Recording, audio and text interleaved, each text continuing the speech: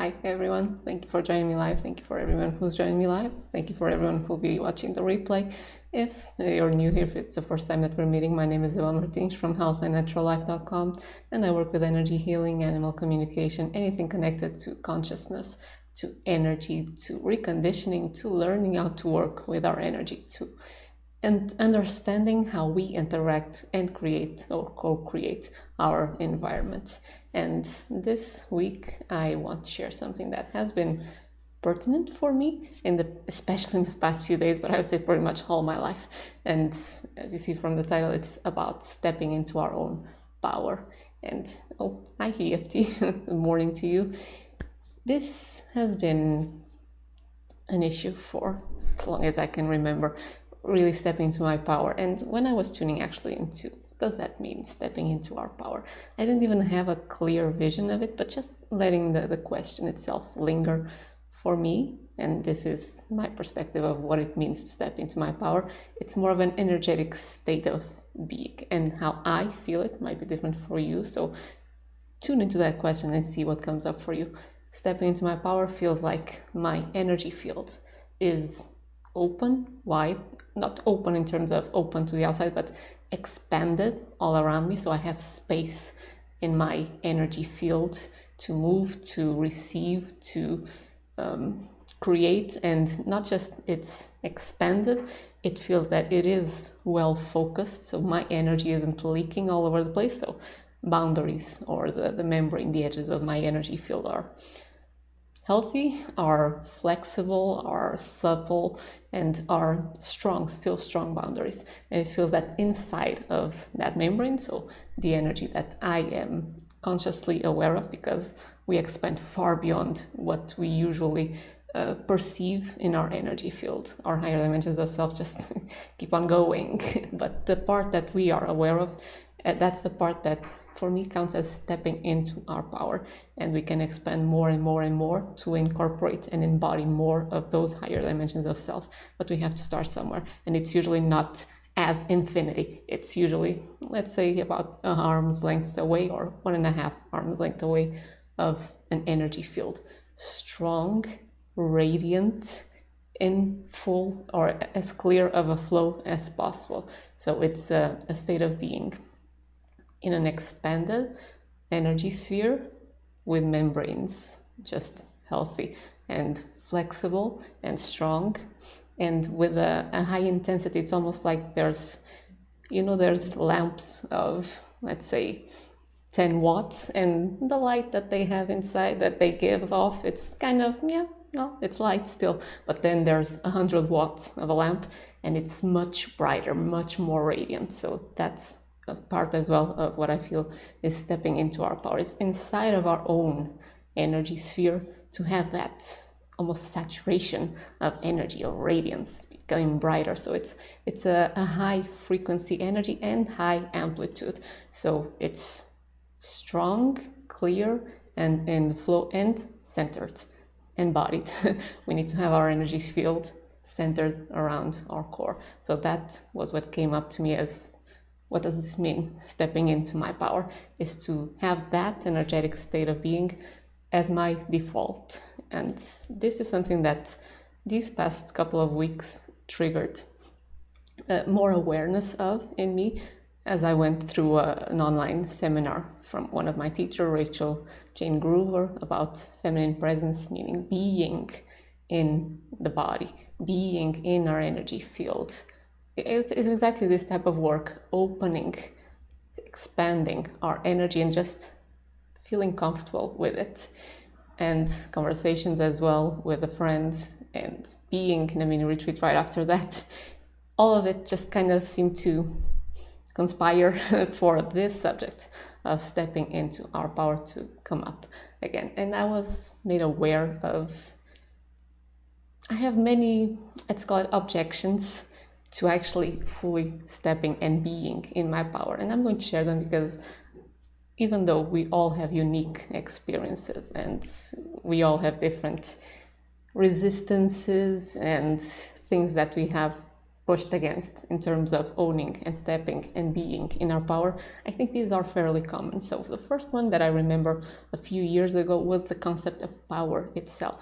For me, power at that time was very entangled with, not entangled, it was really the concept of force.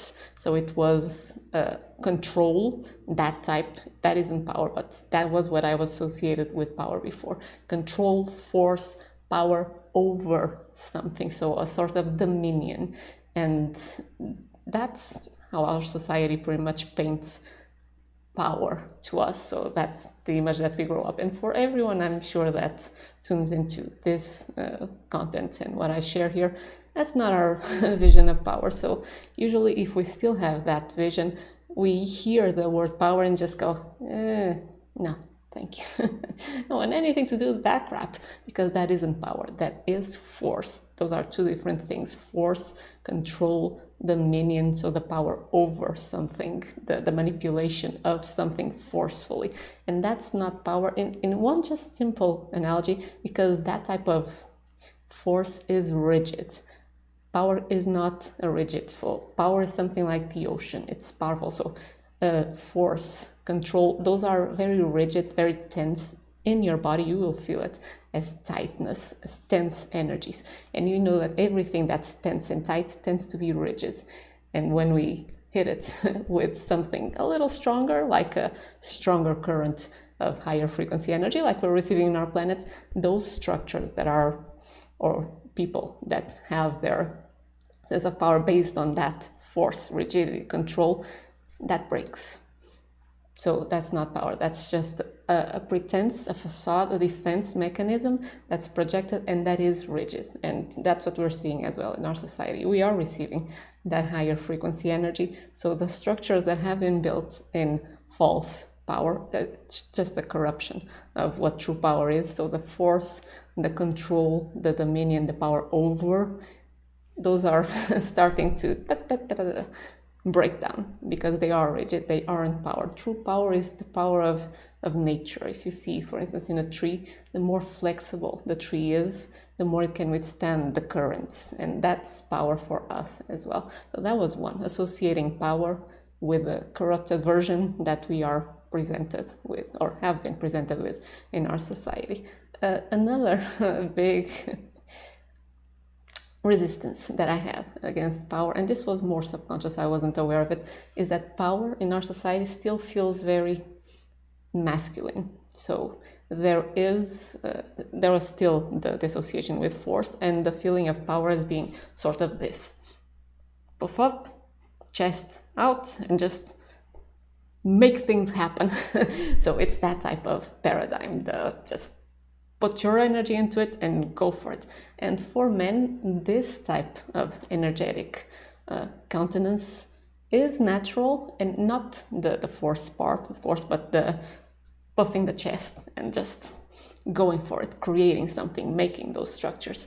That is a natural expression for a masculine essence type of men. But for women, and that's what I'm talking from, for women, it is not something that sits naturally for us. And the way that we are conditioned, or at least that I was conditioned, was to see power mostly displayed in men. I didn't have so many women who were in their power as feminine women. It was more the same type of power of women in skirts, like I heard another teacher of mine say.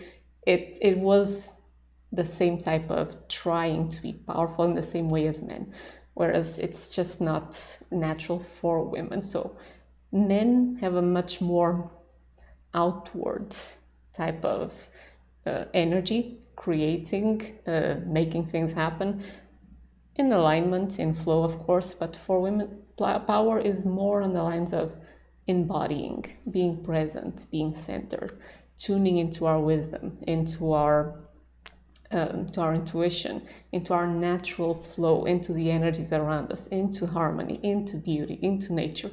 We all, men and women, have both, of course, and we all manifest these same qualities in our lives, both the masculine type and the feminine type. But for women, the true seat of our power is much more centered, embodied. Instead of being pushing out, it's a much more, okay, I'm going to tune in and just move from that flow, that internal flow. Again, this works for men and for women, but it's a different way of seeing power as well. And I was yesterday at the beach, and just such a beautiful, powerful day. the ocean, excuse me, and I was sitting near the ocean, and it just felt so soft. It just felt so beautiful. It was almost like a lake, but I'm talking about the Atlantic Ocean, of course, but it did feel, and even the sounds felt like just a lake, a calm lake that would have waves crashing just very softly, very calmly, and then pulling back. And it was such a softness, and still, it's the ocean. I know that is power, that it felt to me like, okay, this is a very good demonstration of actually what power in a feminine body can feel like. And it's that vastness of being tuned into the full ocean of our power, and just having still that softness, that calmness, that groundedness, that at the time was melting me, really. I was just feeling completely in love with the ocean. So that felt very, well, poignant for this conversation as well, that there's absolutely no doubt that the ocean is powerful, and yet it can just be so soft and so gentle at the same time that it is powerful. So all of these things are for our mental hang-ups around power. And then I found one more, and that was a big one for me. That is still a big one for me. And it's the feeling that if I do step into my power, I will be responsible to save people, everyone. Every solicitation that I get, help me, save me, do this for me, give me this, do that for me, I will have to respond to that. So it's the savior complex, that there's something wrong with people's lives. It shouldn't be happening that way for them. If I have the power, I have to do this, or I have to help them, or I have to give something. And that is still untangling, but that's quite the freaking nut. It goes all the way into I'll be punished by God if I don't do that. God, the same God of my childhood, which, pardon the expression, but it was a bastard. So someone who was up there in the clouds just looking down to see when I would mess up to punish me. That's just a crazy notion, but hey, that's what I grew up with. So that one still needs to be untangled full time, but that was still there. It's if I step into my power, what will they want from me? Because I'll feel obligated to give them, because I'm still coming on a subconscious level from the feeling of, if there is pain that I'm witnessing, or if there is suffering, or if someone isn't happy, there's something wrong and it needs to be fixed, instead of understanding like, no, that person, myself, we're all just going through our own experiences, finding our way back to our understanding of our truth, of our full nature, of our wholeness that's always already here. But that's still an understanding that's still kind of here, but it hasn't really embodied, because I can see it in the savior paradigm still coming up. But yeah, that's what has been coming up for me. Still a lot to be untangled there. And why the untangle? For me, it's useful because then I can be aware of, okay, let me just pinpoint this. For instance, the savior paradigm, they'll want something from me. I can pinpoint that and see, okay, let me see what this triggers in my body. What sensations, what emotions come up. And then just allow myself to be with them, to just give them the space to just move, to show me whatever else is there that they want to show me. So everything that we've been talking about in the past few videos, and especially I think it would be useful if you haven't seen the video. It's a video where I talk about an experiment that I did from Michael Brown, and it's called Stop Trying to Feel Better, Get Better at Feeling. That is something that I'm continuing to practice, these past couple of weeks have been a little bit of a whirlwind, so I kind of fell off a little bit of that regular practice after actually completing already the experiment. But it's something that I've started and I'm going to continue again because it needs to become more of a default habit for me as well. It doesn't need to, I want to. So now let me share a few. It's not so much techniques, it's ways of us reconditioning our energy to actually feel what it feels like to be in our power. And these come a lot from Rachel Jane Groover and the work that we did. So for both men and women, we have 3 dantians. Dantians are the primary centers of power, at least in the Taoist. I think it's the Taoist tradition. And we have an upper dantian, so it's a center in the center of our head, would be probably around the pineal. We have a center in the middle dantian in the heart chakra, and we have a lower dantian in our belly. So for women is a little bit lower, so around the womb. For men, it's about 3-4 finger widths beneath the navel. And the upper dantian is very connected with visionary type of power, with creating, with receiving information, with insights. The heart, middle dantian, is very connected as well with receiving information, the seat of intuition as well, with loving power, with connection, and pretty much relating to people horizontally.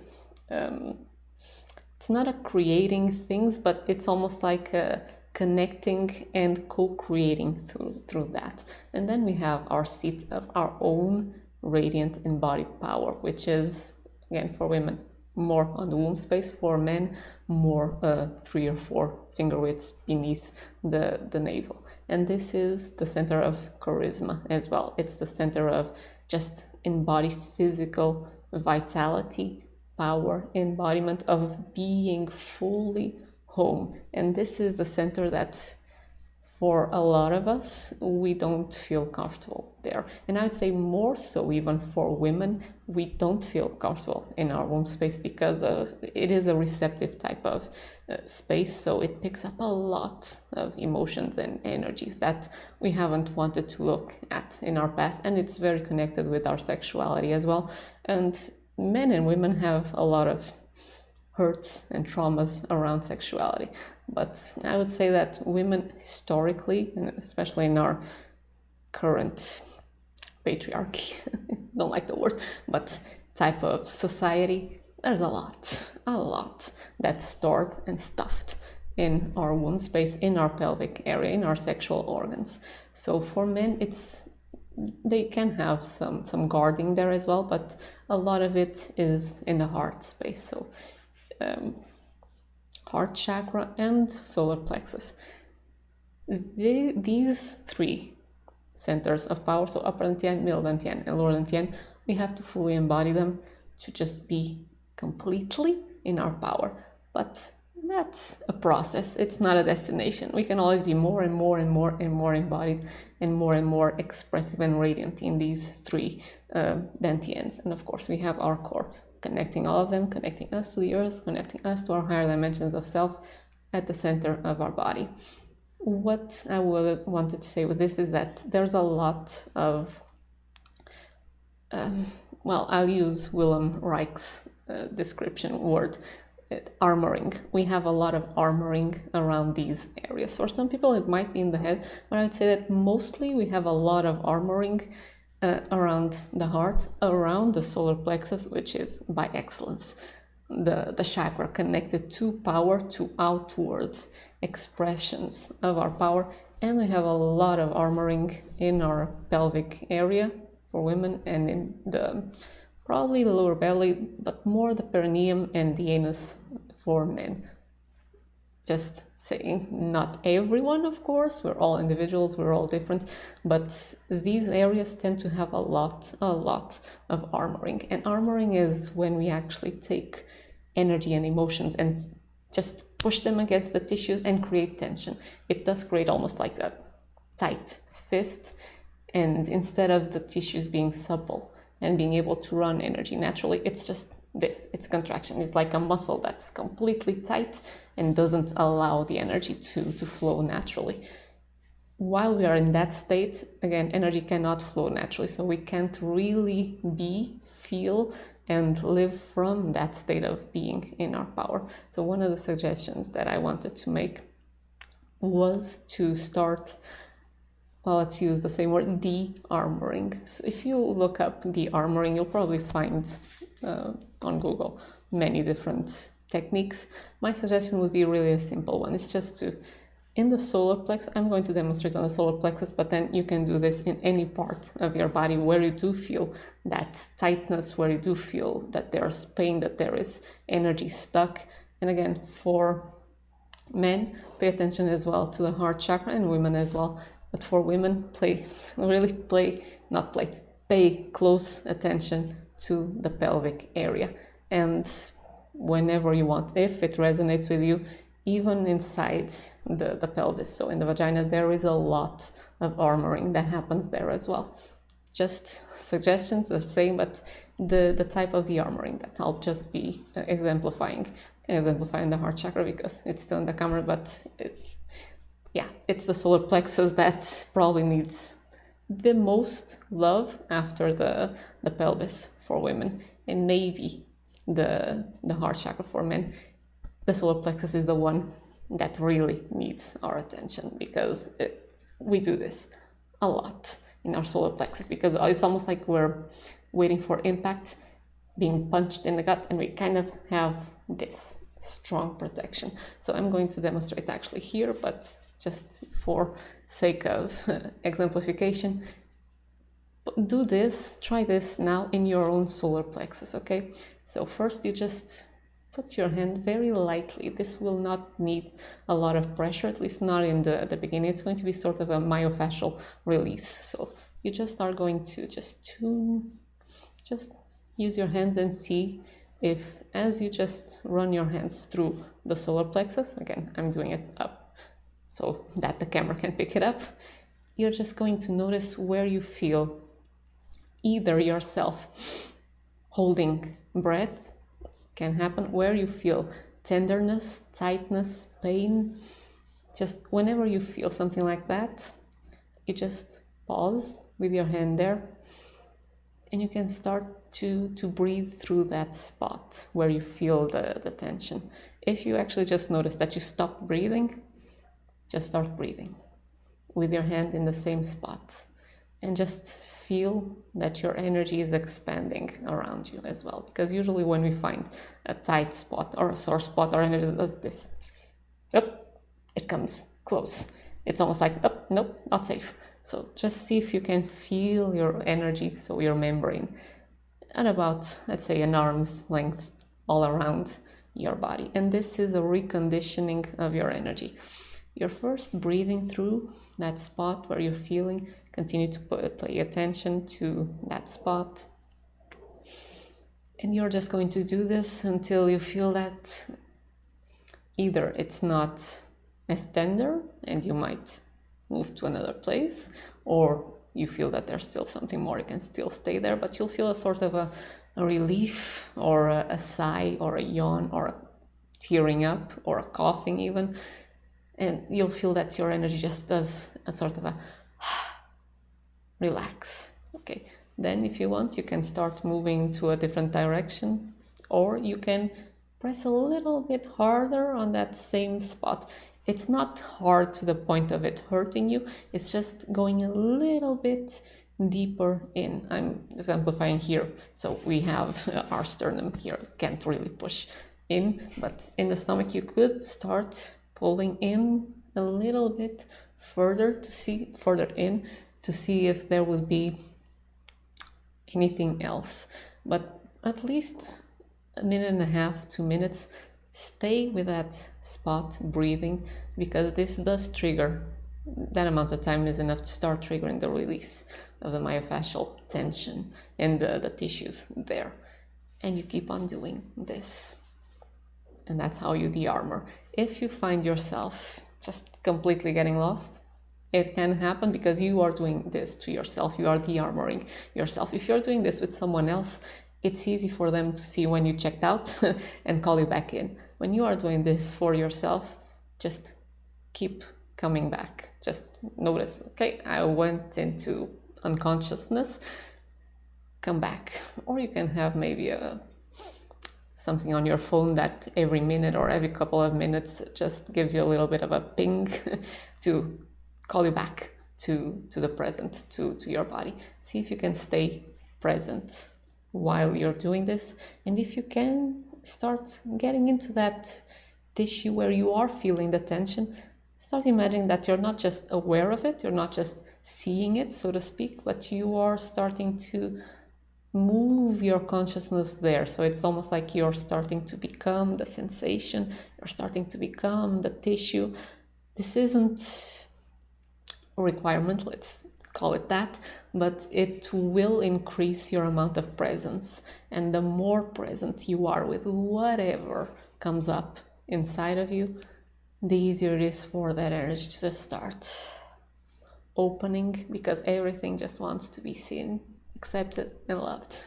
So it will be a lot easier for you to first enjoy the pleasure of being in your body and being in those sensations, because those sensations, as soon as the energy starts moving, they will feel much more pleasurable, because pain is the stagnation of energy. It's a contraction, it's a constriction, it's a slowing down until it will never stop, of course, but it's a slowing down the energy. As soon as it starts opening and moving, flowing again, it starts becoming what it truly is, energy and movement, which is always pleasurable. So this de-armoring you can do, and it is a very important work. It's not a magic pill, so you might actually have some really big releases with this that change things very drastically, but usually it's more of a let me feel into it. It's more of a cumulative type of work. You will see the difference, and probably not so farther into the future as you might experience, as you might be projecting. I have started already. I've decided that I'm going to do another 30-day experiment, and this time it is going to be with de-armoring. So I'm going to see what comes up. I need to set these little experiments for myself, otherwise it just becomes another thing on my to-do list, and I'm like, yeah, I'm kind of busy, so I'm not too sure I want to do that now. So de-armoring, this is something that's really important for us to release the physical objections against being and living from our power. The energetic reconditioning as well, that I wanted to share with you, is something that you can do anytime, anywhere, and it's also something that you can do while you are feeling the tension, so the de-armoring, but that probably will kind of dissipate your attention, so let's not try to multitask and be fully present in the de-armoring. The reconditioning of our energy is to just do what I suggested before. Energy expanded at least an arm's length away to 1.5 arms length away, probably feels comfortable for most people. Strong outer membrane, and feel that your energy is contained within that energy field. So it's like, again, from Rachel Jane's, she calls it, metaphor. She calls a light bulb, and we have the light globe is the membrane, and our core is the filament, and the filament is what's going to light up the entire energy field, so our light globe. But you want to keep your energy contained within the membrane so that you're not leaking everywhere. So just feel into the edges, the membrane of your energy field, and feel that centered around your core in all directions. And just that in itself will give you a sense of relief, of being more in your power, because you're not contracted, which feels powerless. You're not leaking energy everywhere, which just feels draining. You are expanded, you have room to breathe, and you have your energy strongly focused contained within the membranes of your energy field.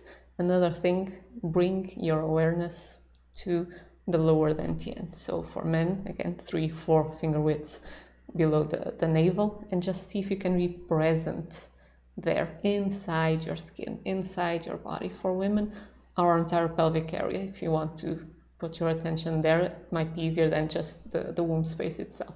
So entire pelvic area, all the way up to the hips, just feel your presence there, feel yourself inside your skin, and just notice how it starts to ground, bring our attention down. And this is the same place where we can stand energetically, again, with our energy field still open, not open, but expanded and contained. We start to feel confident, we start to feel in our power, really. We start to feel sense of poise, a sense of ease, a sense of peacefulness, because we are home and we are in our seat of radiance, of embodied power, which is our lower dantian. So these are just, they are simple suggestions, just one energetic state. This whole thing is one energetic state, which is be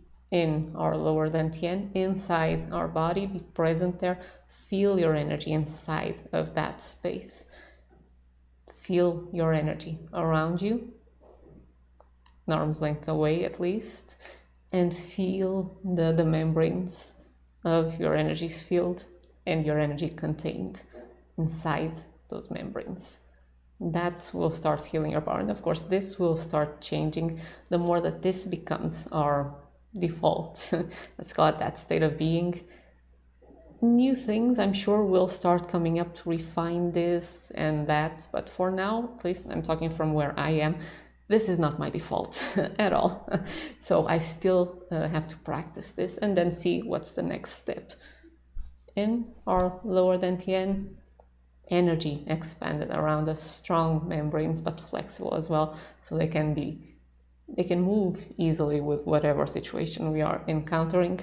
Our energy contained within that sphere, centered around our core, and we can, if you want, can put your attention as well in your core, because that will activate all 3 points, upper, middle, and lower dantians, and see how you feel in that state of being. Remember that physiological response, how you stand, how you breathe, your facial expression. Just notice it all, because it will make it easier for you to get to that same state the next time. And I think this is what I want to share for now around stepping into our power. This is a subject that probably will be revisited further along the way as more things come up. Yeah, if you have any questions, just put them in the comments as well, and it's something that we might address in the future. But it is something that's important. It's important for me, and I think it's important for all of us, because the times that we live in, the society changes that are happening, in all of this, the more that we are in our power and that we step into our true power, not force, but true power, flow, alignment, inspiration, intuition, creation from this place of centeredness, of embodiment, the easier it will be for us to navigate gracefully and to help create the changes that we want to see in the world. So if you have any questions, do let me know. Thank you for joining me live, EFT. Thank you for everyone who joined me live. And I'll see you in the next video if you want. Oh, yes, the usual YouTube things. Like, comment, share, do whatever you feel inspired, because YouTube really appreciates that. And I do too. So I'll see you in the next video.